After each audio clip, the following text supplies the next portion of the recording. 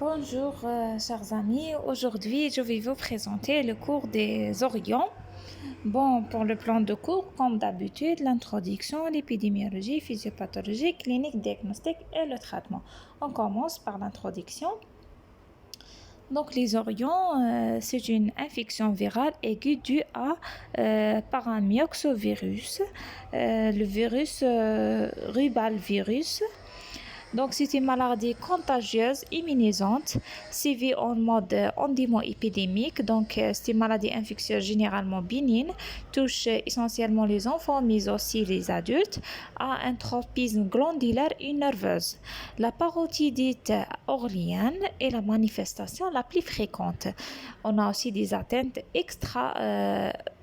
des atteintes ganglionnaires extrasalivaires, c'est-à-dire les orchites, les pancréatites et aussi neurologiques sont également évoqués, tels que les méningites et les cérébilites.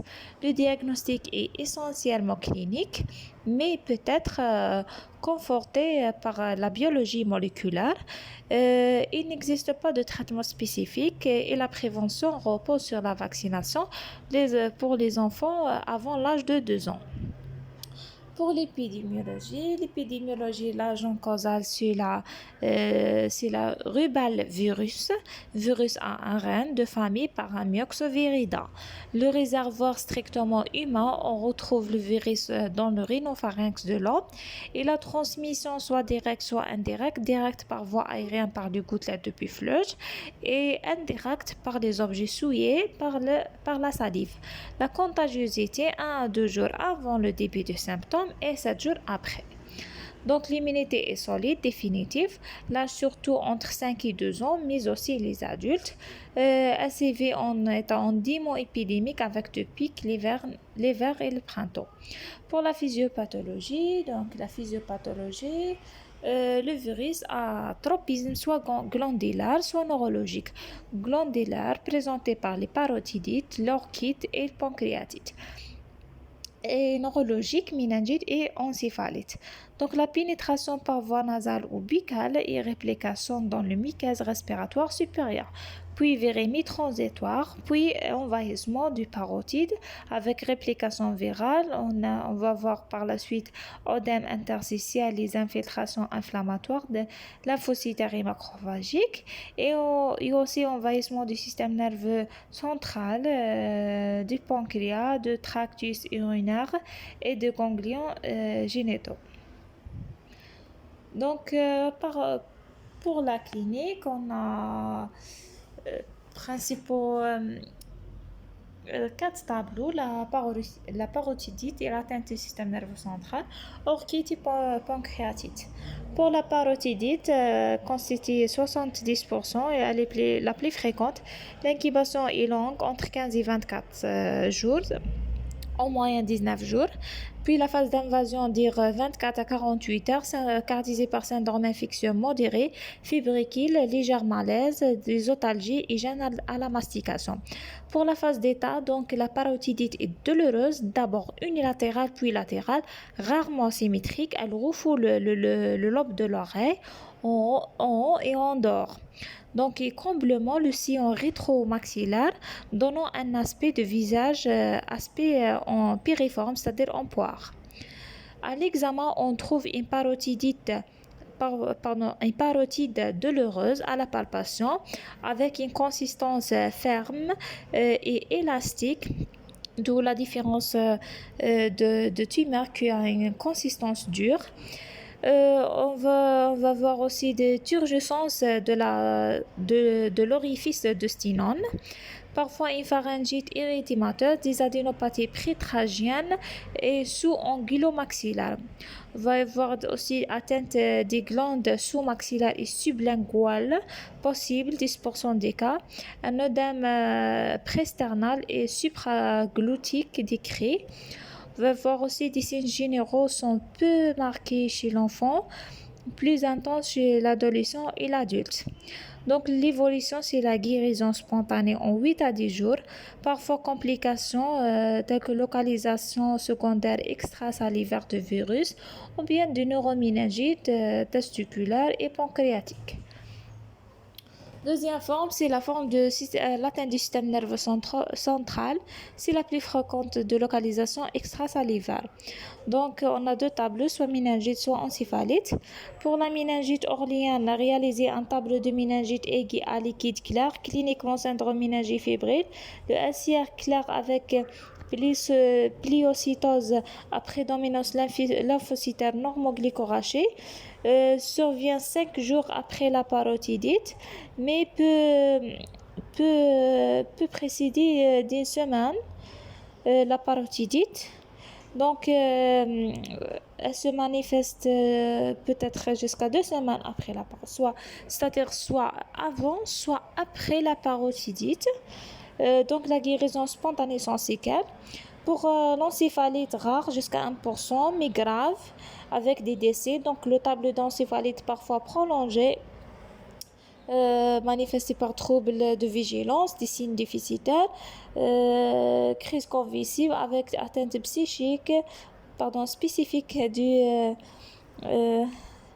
des conduits, c'est-à-dire de 8e paire crânien, se traduit par une surdité définitive avec possibilité de myélite et parfois radiculonévrite et paralysie faciale. Maintenant pour l'orchite orléanienne, donc chez le sujet pubère, 4 à 8 jours après la parotidite, avec recrudescence fébrile, douleur testiculaire à l'irradiation abdominale. Donc, douleur testiculaire à irradiation abdominale, une tuméfaction très douloureuse du testicule lui-même, accompagnée d'une réaction inflammatoire de la vaginale, du scrotum, voire du cordon spermatique. Donc, cette orchite est unilatérale le plus souvent, d'évolution favorable en 1 à 2 semaines. Parfois, une atrophie testiculaire séquelaire dans 50% des cas avec un pourcentage de stérilité, mais reste rare. Troisième tableau, c'est la pancréatite. Donc, aussi rare, 4% des cas, souvent asymptomatiques, mais peu sévères, caractérisée par douleur épigastrique et du vomissement. Donc, la biologie, élévation de amylasémie, mais surtout l'hypasémie. Diabète après une pancréatite orléanienne est exceptionnelle. Donc, à l'imagerie, on trouve une pancréatite odémateuse. La guérison aussi c'est spontanée sans séquelles. Donc, autres manifestations telles que la thyroïdite, la myocardite, le varicille-mastite. On a aussi un cas particulier, c'est l'infection au cours de la grossesse, risque d'avortement, avec une fibroélastose fœtale endocardique, décrit mais très rare, et le rôle tératogène n'est pas démontré. Maintenant, on passe au diagnostic. Donc, le diagnostic est clinique, évoqué devant la notion de contagion et la parotidite. Pour les éléments d'orientation à la FNAS, on a une leuconotropénie ou bien une hyperleucocytose en cas de méningite, orchite ou bien pancréatite. Parfois, l'hypasémie est élevée, surtout dans le cas de pancréatite. Les éléments de certitude, premièrement, le PCR permet de détecter l'ARN viral à partir de la salive ou bien prélèvement rhinopharyngé, le LCR et les urines. Deuxièmement, la sérologie, les anticorps IgM positifs dans l'infection récente ou bien les anticorps IgG aussi positifs, c'est-à-dire la séroconversion, c'est-à-dire positive, augmente dans deux prélèvements à 10 jours d'intervalle.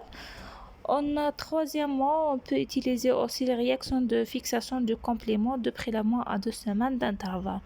Pour le diagnostic différentiel devant la parotidite, on peut évoquer d'autres parotidites virales telles que la HIV, la grippe et le BV. Les parotidites bactériennes dans le cas de parotidites bactériennes, on trouve une fièvre élevée, hyperleucocytose. Parodontie médicamenteuse, il a médicaments, surtout les médicaments cardiologiques, et on ne trouve pas la notion de comptage. Parodontie toxique par l'iode, plomb ou le mercure. Donc, d'autres diagnostics différentiels tels que lithiase salivaire, adénite d'origine dentaire, c'est-à-dire l'abcès dentaire, tumeur parotidienne à consistance dure. Et pour aussi diagnostic différentiel, donc devant méningite, on trouve des méningites à liquide clair. Toutes les méningites à liquide clair, les étiologies. Pour le traitement, il n'y a pas de traitement spécifique, uniquement symptomatique. Dans le cas de parotidite, on peut donner des antipyrétiques et les antalgiques. Dans le cas de orchite repos au lit, les anti-inflammatoires et on porte de suspensoires testiculaires. Dans le cas de pancréatite, on peut utiliser sonde nasogastrique, apport hydrique parentéral et antispasmodique. Dans le cas de méningite, on utilise les antipyrétiques et les antalgiques. Mais il faut hospitaliser car toute méningite a un risque d'aggravation. La méningo-encéphalite hospitalisée en réanimation. On donne les anti-œdèmes, les anticonvulsifs et les mesures de réanimation. Bon, pour la prévention, l'éviction scolaire de 9 jours après le début de la parotidite et la vaccination, vaccin combiné à la rougeole et la rubéole, ROR, est obligatoire dans le calendrier vaccinal. C'est un vaccin vivant atténué, bien toléré, conférer une immunité solide, contre-indiqué chez la femme enceinte pendant le grossesse et en cas de déficit immunitaire. Selon le calendrier algérien 2016, est indiqué dans le 11e mois et dans le 18e mois et protège toute la vie. Et merci.